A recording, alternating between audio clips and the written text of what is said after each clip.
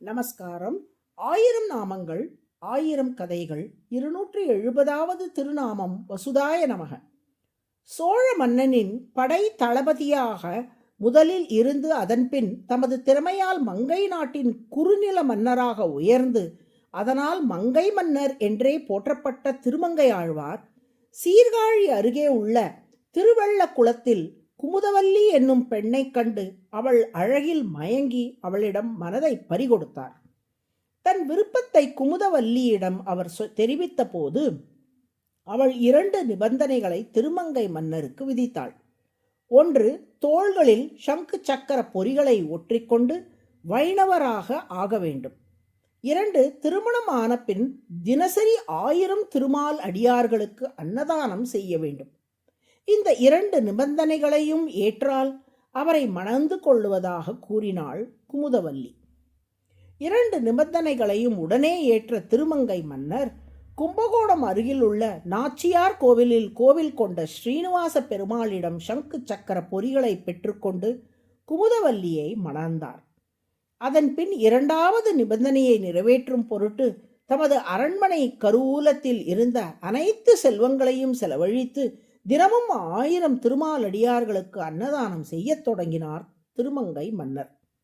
இந்நிலையில் தமது செல்வங்கள் அனைத்தையுமே அன்னதானத்துக்கு அவர் செலவிட்டபடியால் சோழ மன்னனுக்கு கட்ட வேண்டிய கப்பத்தை திருமங்கை மன்னர் கட்டவில்லை. கப்பத்தை பெறுவதற்காக திருமங்கை மன்னரிடம் சோழனின் அமைச்சர்கள் வந்தபோது அரண்மனையில் ஆயிரக்கணக்கான திருமால் அடியார்கள் வந்து விருந்து அருந்தி செல்வதைக் கண்டார்கள். அன்னதானத்திற்கு இவ்வளவு செலவு செய்யும் நீர் மன்னருக்கு செலுத்த வேண்டிய கப்பத்தை ஏன் இன்னும் செலுத்தவில்லை என்று கேட்டார்கள். கப்பத்தை விரைவில் செலுத்துவதாக சொல்லி அவர்களை அனுப்பி வைத்தார் திருமங்கை மன்னர். ஆனாலும் திருமங்கை மன்னர் கப்பத்தை செலுத்தாமல் தொடர்ந்து அன்னதான கைங்கரியத்திலேயே ஈடுபட்டு வருவதைக் கண்டு வெகுண்ட சோழ மன்னன் திருமங்கை ஆழ்வாரை சங்கிலியால் பிடித்து கட்டி இழுத்து வர சொல்லி ஆட்களை அனுப்பி வைத்தான். இதனால் கொதிப்படைந்த திருமங்கை மன்னர், எத்தனையோ களம் கண்ட என்னை சிறைப்பிடிப்பதா? சோழ மன்னரை போர்க்களத்தில் சந்திக்கிறேன் என்று சொல்லுங்கள் என்று சொல்லி அந்த ஆட்களை விரட்டி அனுப்பிவிட்டார். திருமங்கை ஆழ்வாரை எதிர்த்து சோழ மன்னன் போர் தொடுத்து வர திருமங்கை ஆழ்வாரும் போர்க்கோலம் பூண்டு தமது சேனையை அணிவகுத்தார். சோழனை எதிர்த்து நடைபெற்ற கடும் யுத்தத்தில் திருமங்கை மன்னர் வெற்றி பெற்றார். வீரத்தால் திருமங்கை மன்னரை வெல்ல இயலாது என்று புரிந்து கொண்ட சோழன் சூழ்ச்சி செய்ய திட்டமிட்டான்.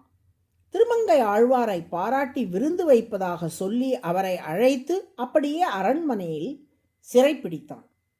சிறையில் வாடிய திருமங்கை மன்னர் காஞ்சிபுரம் அத்திகிரி வரதனிடம், நான் உன் அடியார்களுக்கு உணவளிக்கத்தானே செல்வத்தை எல்லாம் செலவழித்தேன், அதற்காக இப்படி ஒரு தண்டனையா? நீ தான் என்னை இதிலிருந்து காத்தருள வேண்டும் என்று மனமுருகி வேண்டினார். அவரது கனவில் தோன்றிய அத்திவரதர், காஞ்சிபுரத்தில் உமக்காக பொற்கோவியல் வைத்துள்ளோம், வேகவதி நதிக்கரையில் அதை வந்து நீர் பெற்றுக்கொள்ளலாம் என்று கூறினார்.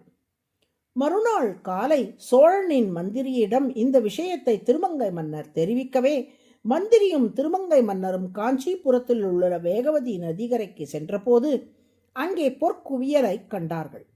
சோழனுக்கு செலுத்த வேண்டிய கப்பத்தை அதிலிருந்து செலுத்திவிட்டு மீதமுள்ள தனத்தை தமது அன்னதானத்துக்காக எடுத்து வந்தார் திருமங்கை மன்னர்.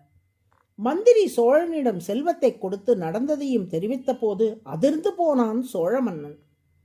அத்தி அருளாளரின் கருணைக்கு பாத்திரமான திருமங்கை மன்னரின் செல்வம் நமக்கு வேண்டாம், இந்த செல்வத்தையும் அவர் அன்னதானத்துக்கே பயன்படுத்தட்டும் என்று சொல்லி திருமங்கை மன்னரிடமே திரும்ப வழங்க செய்தான்.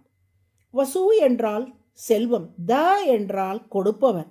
திருமங்கை ஆழ்வார் செய்த அன்னதான கைங்கரியம் போன்ற நல்ல தொண்டுகளில் ஈடுபடும் அடியவர்களுக்கு அதற்கேற்ற செல்வத்தை திருமால் அருளுவதால் அவர் வசுத என்று அழைக்கப்படுகிறார். அதுவே சகஸ்ரநாமத்தின் 270வது திருநாமம்.